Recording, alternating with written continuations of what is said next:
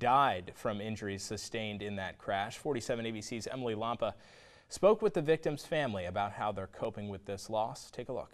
I'm going to miss him. He was a presence, and I'm just very, very grateful that the Lord put that man in my life. Ludmila Permint clearly remembers the day that she lost her husband, Charles.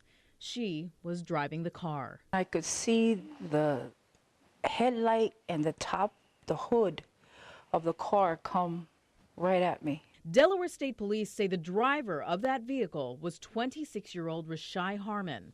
Investigators say Harmon was driving his Chevy Tahoe westbound on Forest Road towards this intersection with Harbison Road, and that's when he apparently collided with the Kia Soul traveling southbound. These are pictures of the car after that crash. Ludmila admits that she didn't immediately realize how serious the situation was. He was on my shoulder, and I looked at him and I said, he's okay, he's not bleeding, nothing. Her concern turned to her son, Charles Jr., and her granddaughter, Amani, who were also in that car. Ludmila says that she was on her way to drop off Amani at her mom's house in Millsboro when that crash happened.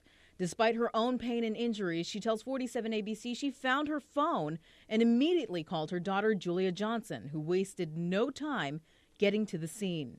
I finally saw her in the ambulance. Her face was covered in blood and she was still in her car seat. 3-year-old Amani suffered a concussion and a fractured collarbone.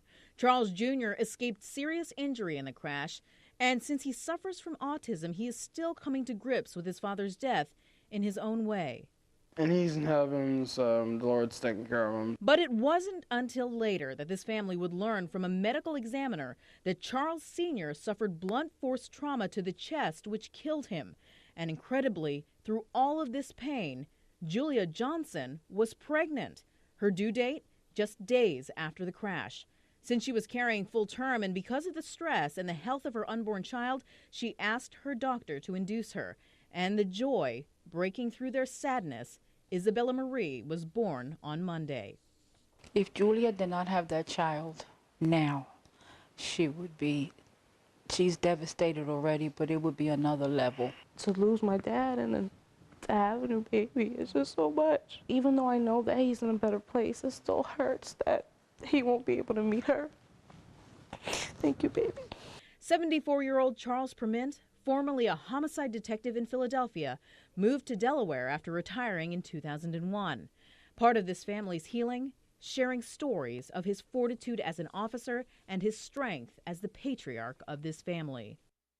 I'm grateful for all he did for the family, and I'm going to miss him.